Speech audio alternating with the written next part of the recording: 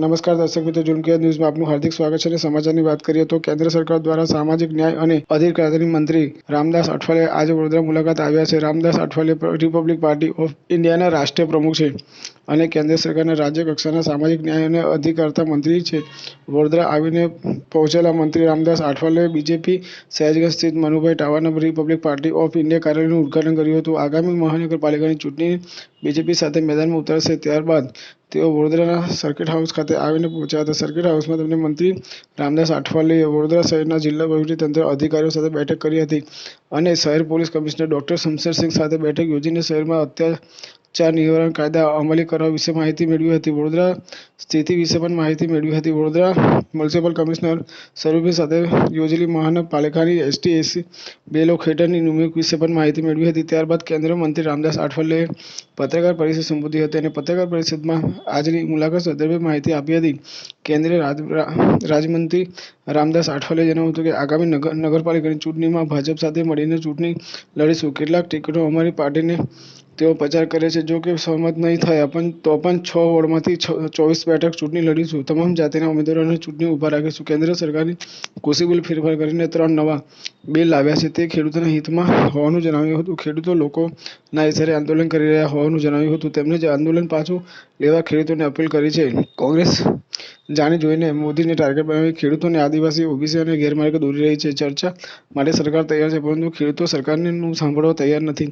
Go corona નારો લગાવ્યો પણ મને જ કોરોના થઈ ગયો. ફક્ત ગો કોરોના કહેવાથી નહીં ચાલે. તે માટે વેક્સિન લેવી જરૂરી છે. કોરોનાની રસી મુદ્દે રાજકારણ ન થવું જોઈએ. હું પણ કોરોનાની વેક્સિન લેવાનો છું અને બધાને કોરોનાની રસી વેક્સિન લેવી જ જોઈએ. और उसमें अब जो भी रिक्रूटमेंट होती है ज़्यादातर कॉन्ट्रैक्ट से होती है और उस कॉन्ट्रैक्ट में ओबीसी और इसकी जो रिजर्व सीट है वो सब खत्म हो गई है. तो इसके बारे में आप क्या कहोगे?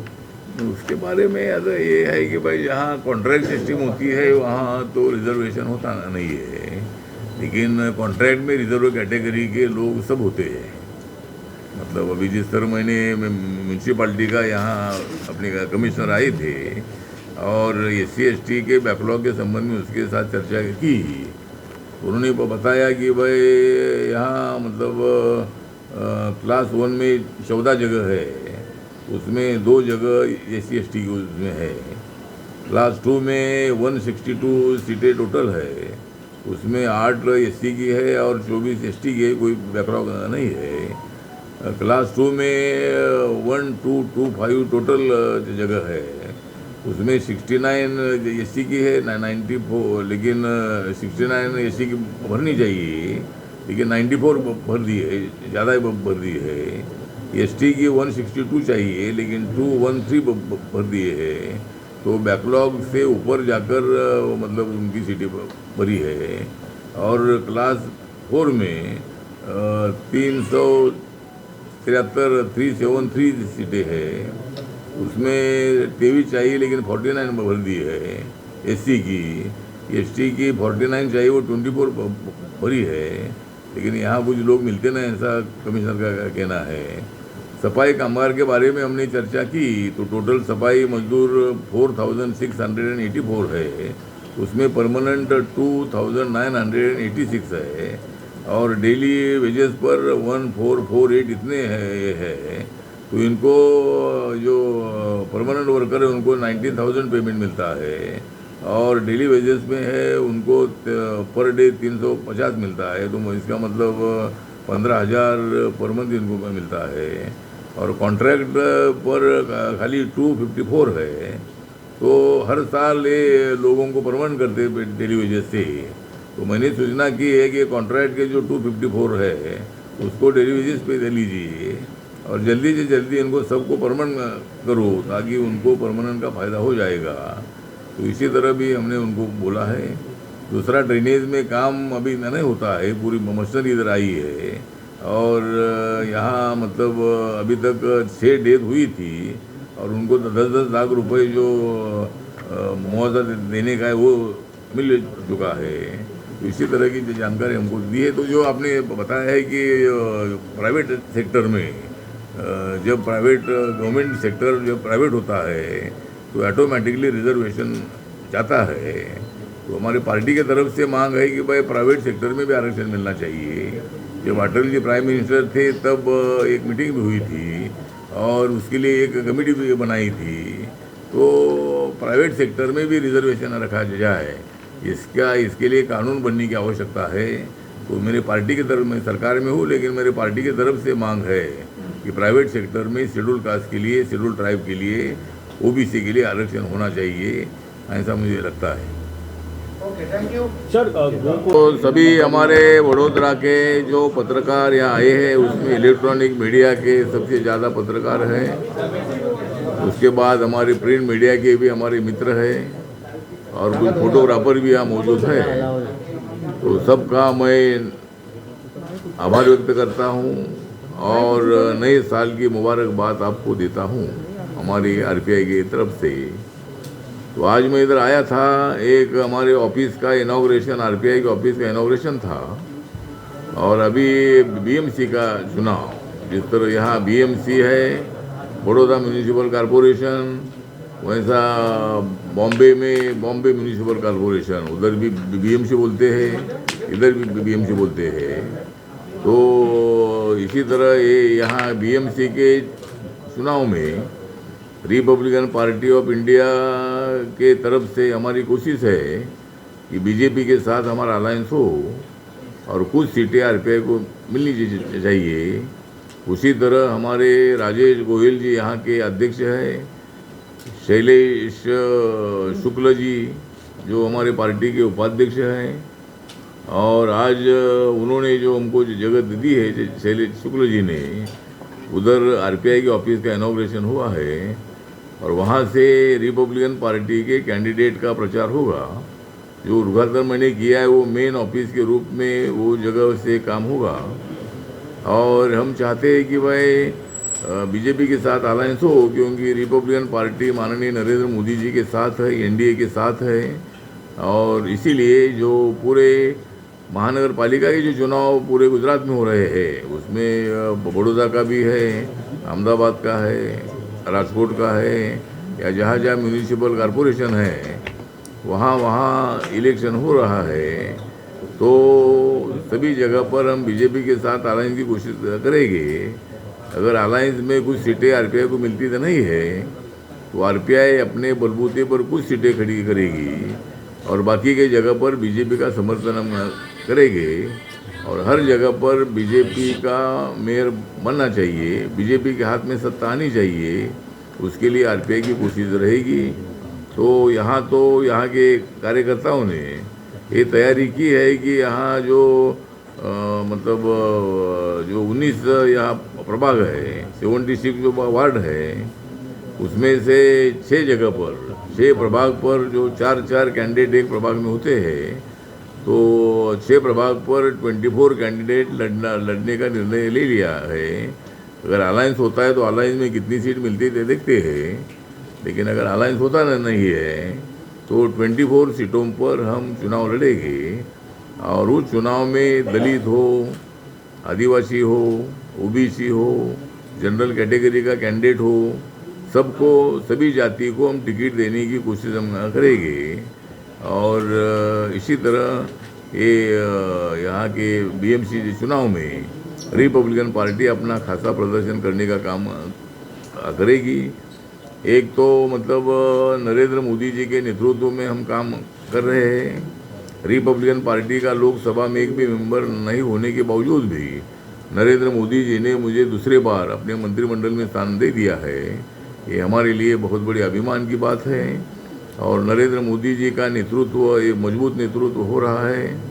पूरी दुनिया का सर्वे हुआ, उसमें माननीय नरेंद्र मोदी जी नंबर 1 के प्रधानमंत्री है, इसी तरह की रिपोर्ट भी आई है।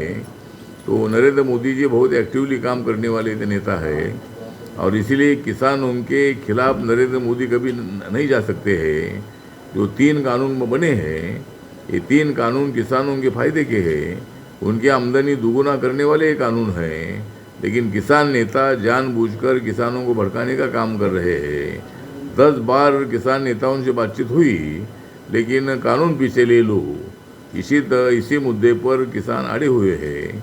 सरकार का कहना यह है कि अगर एक कानून पीछे ले लेंगे तो हर कानून को पीछे लेने की नौबत सरकार पर आएगी और पार्लियामेंट को कोई अर्थ नहीं रहेगा।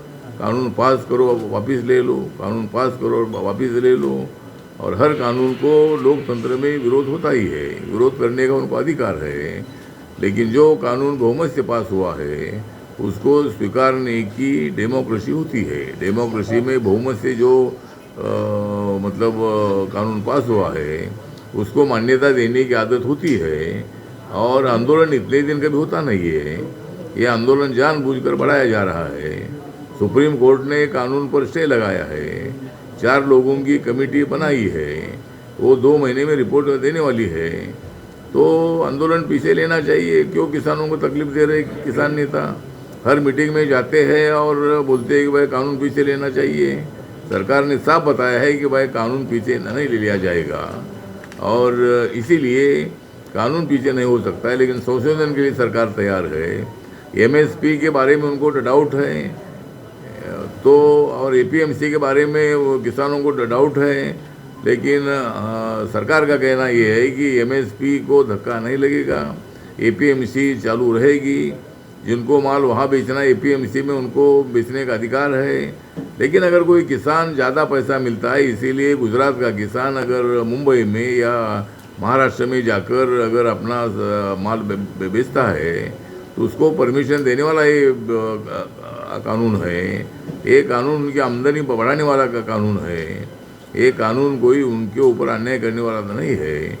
ज़मीन का सौदा जानबूझकर या फोर्सफुली कॉन्ट्रैक्टर करेगी, ऐसा उनको शंका है। लेकिन ज़मीन पर बिल्कुल कोई कब्जा तो नहीं कर सकते हैं। जो कॉन्ट्रैक्ट होगा वो फसल पर होगा, वो कॉन्ट्रैक्ट ज़मीन का कोई संबंध उसमें तो नहीं है। कोई ज़मीन पर कब्जा करने का काम करेगा तो उनको जुर्माना करने का भी प्रावधान कानून में है। तो इसलिए कोई भी कॉन्ट्रैक्टर तुम्हारे ज़मीन को हाथ नहीं लगा सकता है, और अगर हाथ लगाएगा तो उनको जेल में डालने का काम सरकार करेगी। तो इसलिए जो उनको शंकाएं दूर करने के लिए सरकार हम तैयार है। और इसी तरह जिस तरह मेरे पास आंकड़े हैं कि 2013-14 में किसानों का जो बजट था, ये बजट 21,933 करोड़ का था जब यूपीए सरकार थी। लेकिन 2021 में उसका 6 गुना बढ़कर 1,34,399 करोड़ का बजट जो है, ये बजट केंद्र सरकार ने दिया है, 6 गुना बढ़ा है। और किसान योजना के माध्यम से 10.59 करोड़ किसान परिवारों को 95,969 करोड़ रुपए का भुगतान किया गया है।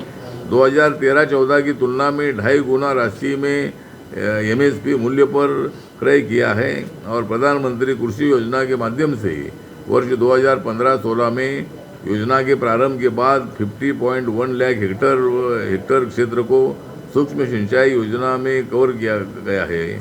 इसके अलावा प्रधानमंत्री फसल बीमा योजना से 6.6 करोड़ किसानों को लाभ पहुंचाते हुए 87 करोड़ रुपए से अधिक के दावों का भुगतान किया है।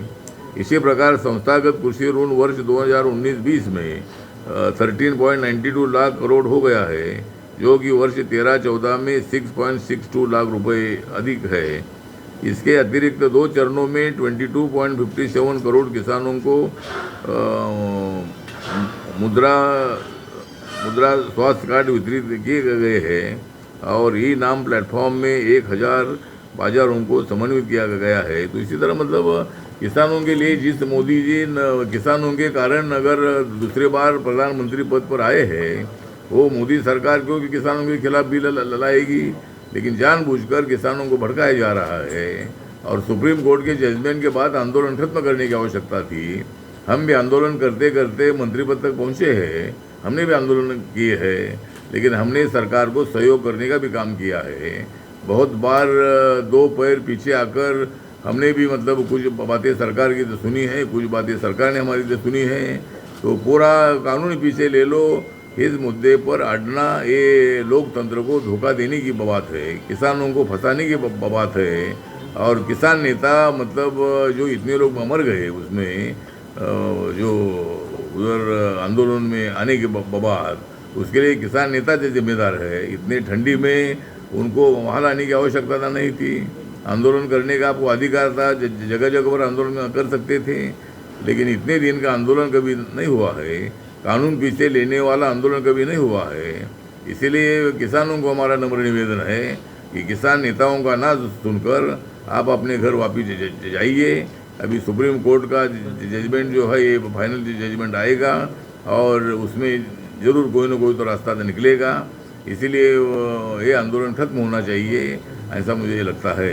तो इसी तरह मुझे लगता है कि अभी जो मेरा मंत्रालय है, मेरे मंत्रालय का इस साल का बजट 85,000 करोड़ का था। अभी 1 फरवरी को बजट आएगा और उसमें और भी बढ़ोतरी होगी। दिव्यांगजनों का बजट 9,500 करोड़ का है। मेरे मंत्रालय का बजट 11,000 करोड़ का है। लेकिन जो शेड्यूल कास्ट प्लान होता है उसका बजट 85,000 करोड़ का है। तो इसी तरह वो भी काम हम कर रहे हैं। और 4 करोड़ स्टूडेंट को, छात्रों को जो शिष्यवृत्ति स्कॉलरशिप है, ये स्कॉलरशिप कम से कम 59,000 करोड़ का 5 साल का बजट हमने बनाया है। उसमें कम से कम 35,500 करोड़ से ज़्यादा पैसा भारत सरकार देगी। हर साल में 7,000 से ज़्यादा करोड़ रुपया स्कॉलरशिप के लिए हम देगी। और हर स्टूडेंट को हर महीने को या 3 महीने में, 4 महीने में एक बार स्कॉलरशिप मिलनी चाहिए। इसी तरह हमारी कोशिश जारी रहेगी। तो मुझे लगता है कि यहाँ जो कांग्रेस पार्टी है, राहुल गांधी जी है, ये जानबूझकर नरेंद्र मोदी जी पर हमेशा टीका टिप्पणी करते रहते हैं, लेकिन उसका फ़ायदा कांग्रेस को बिल्कुल होता नहीं है। और माननीय नरेंद्र मोदी जी का नेतृत्व और भी ज़्यादा बढ़ता जा रहा है।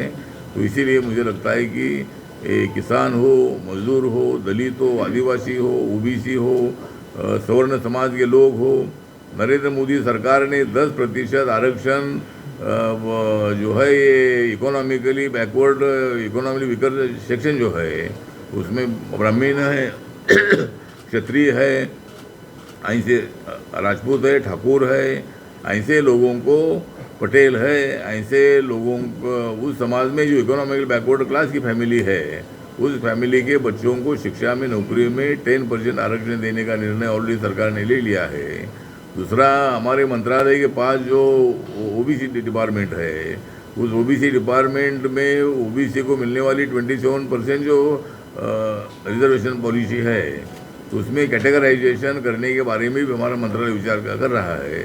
जो DNT समाज के लोग हैं, भटकी मुक्त जो लोग हैं, गुमांद लोग हैं, उनकी मांग है कि भाई हमको अलग आरक्षण मिलना चाहिए। उस पर हमारा मंत्रालय सोच रहा है। एक कमेटी हमने अपॉइंट की है, उस पर स्टडी हो रहा है और बहुत ही जल्दी इसके संबंध में निर्णय होगा। और इसमें कैटेगराइजेशन कर सकते हैं कि नहीं कर सकते हैं, इसका रिपोर्ट बहुत जल्दी आएगा। और अगर कैटेगराइजेशन होता है, गुमांद कम्युनिटी को अलग रिजर्वेशन मिलता है, तो उस समाज को अच्छा मदद हो सकता है। तो उसके लिए